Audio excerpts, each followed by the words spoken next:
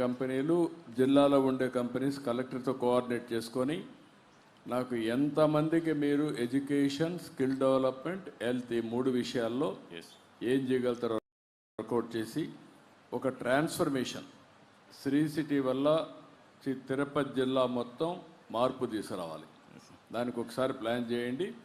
మీరు తిరుపతి జిల్లా P4కి PMCగా మీరు ఉండండి.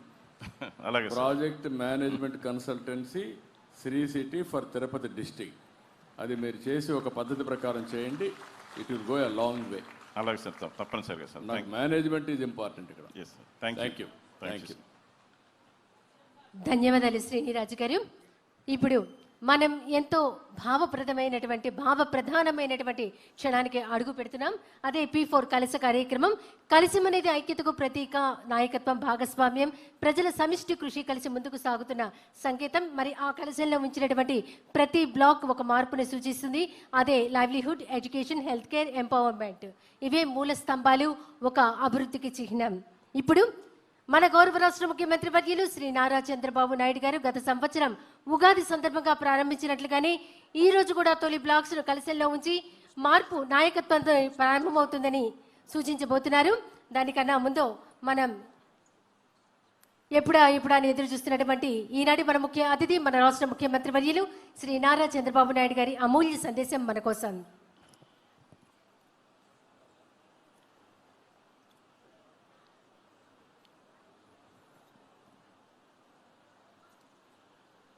అందరికీ నమస్కారాలు. ఒక పవిత్రమైన కార్యక్రమానికి మొదటి సంవత్సరం మనం పూర్తి చేసుకున్నాం. ఈరోజు ఈ కార్యక్రమంలో భాగస్వాములైన ఇక్కడుండే మీకు, అదేవిధంగా రాష్ట్రంలో అన్ని జిల్లాలు, అన్ని నియోజకవర్గాలు, విదేశాల నుంచి చాలామంది మార్గదర్శకులు కూడా లైన్లోకి వచ్చారు. వారందరికీ పేరు పేరున మనస్ఫూర్తిగా నమస్కారాలు, అభినందనలు, శుభాభినందనలు. ఈరోజు ఈ కార్యక్రమం కూడా మనం P4తో ప్రారంభించాం. Public private people's partnership.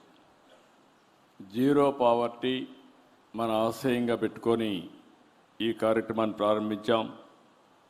అయితే ఆ రోజు కూడా నేను ఆలోచించింది, పేదరికం లేని సమాజం కోసం మొదలుపెట్టిన మహాయజ్ఞానికి ఇప్పటికి కరెక్ట్గా సంవత్సరం అయింది.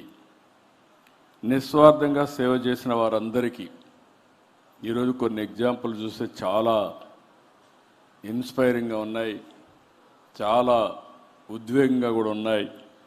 అలాంటి విజయవంతమైన సేవలు చేసినటువంటి వాళ్ళందరూ కూడా మనస్ఫూర్తిగా శిరస్సు వంచి ఆ సేవకులందరినీ మనస్ఫూర్తిగా అభినందిస్తున్నా, పాదాభివందనం చేస్తున్నానని చెప్పి కూడా నేను మీకు తెలియజేస్తున్నా.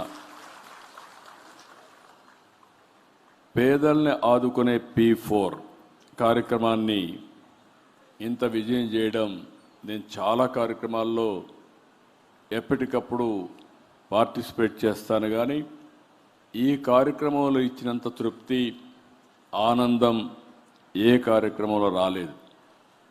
నేను ఎప్పుడు కూడా గవర్నమెంట్లో అనేక కార్యక్రమాలు చేశాం. ఆ కార్యక్రమాల వల్ల చాలామంది పైకి వచ్చారు. కానీ ఈరోజు ఎవరైతే ప్రజల భాగస్వామ్యంతో ఒక్క సంవత్సరంలో 2 లక్షల కుటుంబాలకు పైన ప్రయోజనం జరిగింది. నేను ఇంత మునిపే చెప్పాను, ఇది మొదటి అడుగు మాత్రమే. ఈరోజు ఏదో మేము సాధించేశాం, ఏదో ఒక చిన్న పని అయిపోతే మొత్తం అయిపోయింది, మొత్తం మార్పు అంతా అయిపోయింది అని అనలేదు. ఇది మార్పుకు నాంది మాత్రం.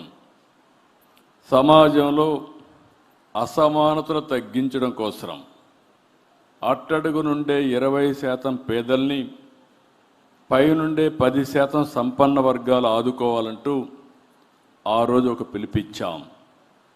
ఆ పిలుపు అందుకున్నారు. ఆ పిలుపు అందుకోవడమే కాదు, అద్భుతంగా స్పందించారు, వాళ్ళ శక్తిని నిరూపించారు. వాళ్ళందరినీ మరొక్కసారి మనస్ఫూర్తిగా అభినందనలు. మార్పుకు ఇంత ఘనంగా నాంది పలికిన మీ అందరికీ ఇది ఒక మార్పు. సమాజంలో ప్రతి ఒక్కరికి అలవాటు, ఏదో ఒక సమస్య వస్తే ఆ సమస్య వచ్చిన ఒకసారి హెల్ప్ చేసి చేదులుపుకోవడం మనందరికి అలవాటు. కానీ ఇది మార్పుకు నాంది. ఆ మార్పుకు ఇంత ఘనంగా నాంది పలికిన మీ అందరికీ మరొక్కసారి ఉగాది అయిపోయింది కానీ, రంజాన్ అయిపోయింది కానీ, ఉగాది రంజాన్ శుభాకాంక్షలు అని చెప్పి కూడా మీ అందరికీ తెలియజేస్తున్నా. పోయిన సంవత్సరం ఉగాది రోజున ప్రారంభించాం. అయితే 12 నెలలు 1,06,000 మంది మార్గదర్శకులు ముందుకొచ్చారు.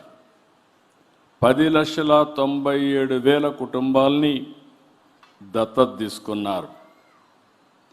అదే కాకుండా ఇవన్నీ కూడా ఒకసారి చేసిన తర్వాత వదిలిపెట్టితే మామూలుగా ఇది రొటీన్గా అయిపోయి మళ్ళా ఎవరు పట్టించుకోలేని పరిస్థితి వస్తుంది. ఒకసారి సమీక్ష చేసుకోవడం, సెలబ్రేట్ చేయడం, ఎవరైతే ముందుకు వచ్చారో వారిని గౌరవించడం, దానివల్ల ఇంకా చాలామందికి స్ఫూర్తినిచ్చి వాళ్ళు కూడా ముందుకు వచ్చే పరిస్థితి వస్తుంది. ప్రపంచంలో కానీ రాష్ట్రంలో కానీ ఎవ్వరు ఒంటరి కాదు. మీ కష్టాలు పంచుకోవడానికి, మీ బాధలను తీర్చడానికి నేనున్నానని ప్రతి ఒక్కరూ సహకరించవలసిన సమయం ఈ సమయం అని చెప్పి కూడా నేను మీకు తెలియజేస్తున్నా. రాష్ట్ర ప్రభుత్వం బాధ్యతగా ఎన్నో కార్యక్రమాలు చేస్తున్నాం. ఈరోజు సామాజిక పింఛన్లు మీరు చూస్తే నాకు ఆర్థిక ఇబ్బందులు ఉన్నాయి. కానీ ఎన్నికలప్పుడు నేను చెప్పాను సూపర్ 6 ఇస్తాన్నాం. అందులోనే మీరు చూస్తే దేశంలో ఎక్కడా ఇవ్వని విధంగా ఈరోజు పెన్షన్లు ఇస్తున్నాం. 4,000, 6,000, 10,000, 15,000, 63 లక్షల మందికి పింఛన్లు ఇచ్చే ఏకైక ప్రభుత్వం, 33,000 కోట్ల రూపాయలు సంవత్సరానికి నగదు బదిలీ చేసే ప్రభుత్వం ఈ ప్రభుత్వం. ఇది కాకుండా తల్లికి వందనం, స్త్రీ శక్తి, దీపం, దివ్యాంగ శక్తి, మత్స్యకారుల సేవలో, అదే మరి ఇంకొక పక్కన ఆటో డ్రైవర్ల సేవలో, అన్నదాత సుఖీభవ, ఇలాంటి అనేక కార్యక్రమాలు ఇచ్చాం. అయితే ఎన్ని కార్యక్రమాలు ఇచ్చినా పూర్తిగా పేదరికం నిర్మూలన అయిందంటే అది క్వశ్చన్ మార్కే. ఎన్నో సంవత్సరాలుగా ఇస్తున్న, స్వాతంత్రం వచ్చినప్పటి నుంచి ఇస్తున్నాం, కానీ మార్పులైతే వచ్చాయి. ఈ విషయం మనం గుర్తుపెట్టుకోవాలి. ఒకప్పుడు సంపద తక్కువ వచ్చేది, ఈరోజు సంపద పెరిగింది, ప్రభుత్వానికి ఆదాయం కూడా పెరుగుతూ ఉంది. కానీ సంపద వల్ల వ్యత్యాసాలు కూడా పెరిగే పరిస్థితికి వచ్చాయి. హ్యావ్స్ అండ్ హ్యావ్ నాట్స్ మధ్య చాలా వ్యత్యాసాలు పెరిగే పరిస్థితి వస్తూ ఉంది. అందుకే నేను ఆలోచించాను, P3 పబ్లిక్ ప్రైవేట్ పార్ట్నర్షిప్ వచ్చి సంపద సృష్టించడానికి, సమాజానికి మెరుగైన వస్తువులు ఇవ్వడానికి, ఆదాయాన్ని పెంచడానికి ఉపయోగపడింది. అయితే ఈరోజు తీసుకున్న కార్యక్రమం సమాజంలో ఉండే ప్రతి ఒక్కరికి మెరుగైన జీవన ప్రమాణాలు రావాలని, మనుషులు మనుషులుగా బతకాలని. మనం రాబోయే రోజుల్లో నాకు ఏమాత్రం అనుమానం లేదు, ఈ విషయం మీరు గుర్తుపెట్టుకోవాలి.